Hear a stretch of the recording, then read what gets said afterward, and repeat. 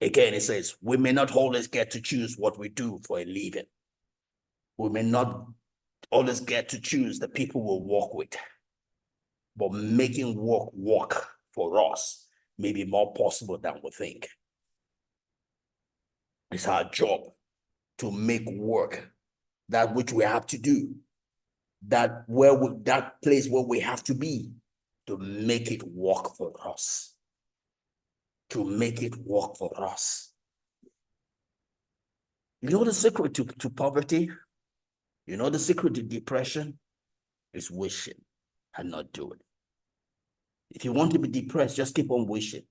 Oh, I wish I was working in the bank. Oh, I wish I was working in London. Oh, I wish I was working in that place. Oh, I wish. And not doing anything what you have right now. You're going to get depressed. You're going to be poor. The devil is going to have you to wish and not do anything with what you have in your hands. Is a secret code to opening the door to the devil into your life. It's okay to wish, but don't stay there. Do something with what you have towards what you wish. Do something with what you have in your hands towards what you wish. That is a secret to joy. That is a secret to happiness. That is a secret to good life. It's easy. It's easy to have a good life. It's easy to be wealthy. It's easy to be rich. You just have to do something with what is in your hands. Make the best of the card life has played you. Don't be stuck complaining. Don't be stuck wishing. Do something. Life is not asking you to do what you cannot do. Do what you can do. That's all life is asking of you. Life is not asking that you should do what you cannot do. Do what you can do. Do what you can do. Do what you can do. Do what you can do. Do what you can do. Stop wishing.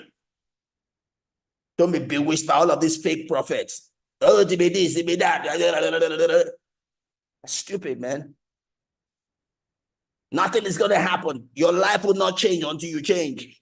Until you begin to do something about your present situation. No wishing will make your life better. Irrespective of how many testimonies you hear. The way life works is that it will answer to you according to the way you tune it.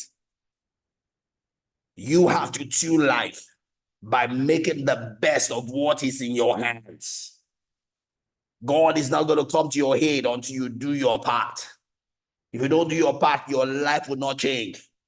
You will be like that man by the sea of Siloam. He said he had no man. He was always wishing that one man would come to his aid. I have no man. 40 years, or is it 38 years? Year 1, year 2, year 3, 38 years. Still wishing I have no man. That's foolishness. Don't let your life be like that. And God will not stop being God.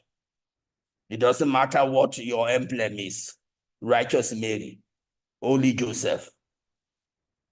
If you don't do your part, God ain't going to do his part, and it will not stop being God. It would not stop being God.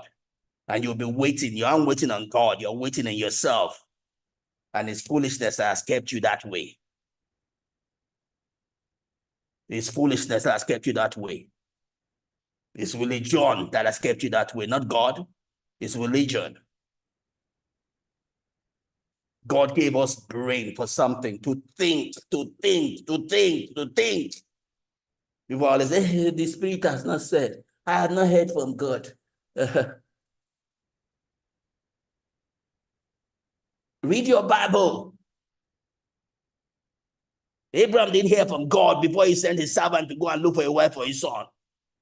He didn't wait. God didn't say, go now. He used his brain that this is the right time for my son to have a wife. So he sent the servant because he understood the time. I've not heard from God. I don't feel it yet. So God has not said. Spirituality has made more poor people out of Christians. Oh, did I use the word spirituality? No. Religiosity. Foolishness. Ignorance. Lack of understanding. Our lives can be better if only we can kill religion. We can walk with the understanding of God, understanding of his word. He says, my people perish for lack of knowledge. They suffer for lack of knowledge, not lack of God. God's hand is shortened by our ignorance. We think we are spiritual, but we're not spiritual. We're just simply religious and stupid. Religious and stupid. Religious and stupid. We delay our blessing because we're looking for some special feeling. Whereas God has given us a brain to think. We shut our brain down. We're looking for some special feeling, some carnal feeling. That's not God. That's just simply religion. That's just simply stupidity. God has given us the ability to make the best of what's in our hands. And God doesn't come to interfere. But it will help us when we make the right decision. When we look at the last verse of Hebrews chapter 5, right? The Bible talks about those who are mature, that those who have trained their senses to be able to discern between good and evil. They are not waiting for have a head. God has not spoken. Now, God expects to mature by reason of experience, to be able to discern between good and evil. Between good and evil. By reason of experience. Bible says by reason of exercising of their senses, they're able to discern between good and evil.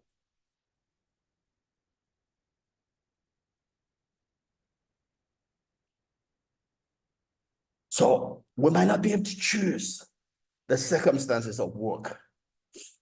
We might not be able to choose the circumstances that we find ourselves around, but we can make it work for us. We can do something about it. We can pray for wisdom. We can pray for guidance. We can do what we know. We can ask questions, right? Because it's all in our hands to make what is in our hands work for us. We don't have to be at the mercy of it. We don't have to be oppressed by it. When God spoke in, I believe it's Genesis 1:28, it says, he says we should have dominion. He spoke concerning everything we face in life, including circumstances and situations. Circumstances and situations. We're supposed to have dominion. The way you have dominion is you can do what you can do about it. You are not at the mercy of circumstance of life. You are not at the mercy of situations of life. When life happens to you, you assume that you planned it. You planned it and begin to do what you would have done if you planned it. Don't be at the mercy of life happening to you, because life has happened to you. Your life must not stop. If your life stops, God will stop also. God will wait till you are ready to move forward. And if because life has happened to you, shut down your life, God will also stop and be waiting for you.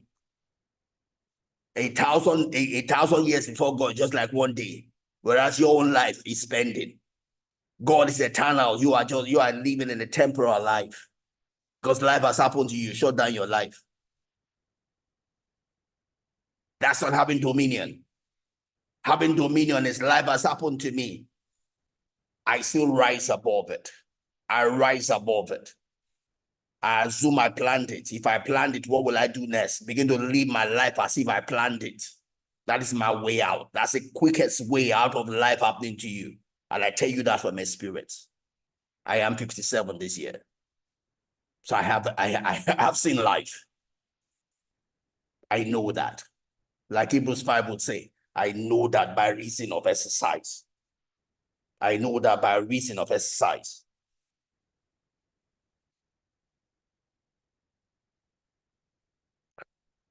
Let's go back to the book. It says we may not always get to choose what we do for a living, but making work for us may be more possible than we think. We may not get to choose how life happens to us, but we can make it work. We can make it work. You have a visa situation. Your child is sick. You are sick. You lost a parent. You lost a job. Whatever it is, you can make it work for you. You don't have to be at the mercy of that occurrence. You don't have to be at the mercy of that occurrence. It's only a chapter. It's only a page in your life. It's not the whole book of your life. Your life is bigger than that occurrence. Your life is bigger than that occurrence. It's only a page in your life. Don't stop at that page. Move on to the next page. Don't let that occurrence stop you. You are bigger than that. You are bigger than that. You can make it work for you. To other people, it was a calamity. To you, it is an incentive to succeed. It's an incentive to become better in life. It's a wake-up call to life for you. All things, without exception, all things work together for good. All things, without exception, all things work together for good. That's why we can give thanks in all things. In every calamity, there's a seed of an equal or higher reward. There's treasure in the high of the storm. You can use a seeming calamity to go to the next level of your life. If only you would not settle. If only you would not shut down. You can use that seeming calamity to move to the next level of your life. That is God's expectation. When God saw it coming, he allowed it because he trusts you that he can use it to go to the next level of your life. Don't disappoint God. Don't shut down your life. Don't be at the mercy of that occurrence. You can do better than that. You can do better than that. God believes in you. I believe in you. Believe in yourself. You can do better than that. You can rise to life. You can rise to life. I'm not going to go beyond that today, right? That's my word for you, even as we close April and go to May. You can do better than life. Don't be overcome by life. Overcome life. Don't be overcome by life. Overcome life. Overcome life with good. Overcome life by the person that's on the inside of you, the you that is you. You might not be in control of what happens to you, but you can make it work for you. You can use it. You can use it as a seed. You can sow it for the harvest that you want. You can sow your calamity for the harvest that you want. You can do something with it. Let it wake you to life. Let it wake you to success. Let it wake you to victory. Let it wake you to your destiny. Thank you. Thanks for spending this time with me. I'm not going to go. I know I debated on what we want to talk today.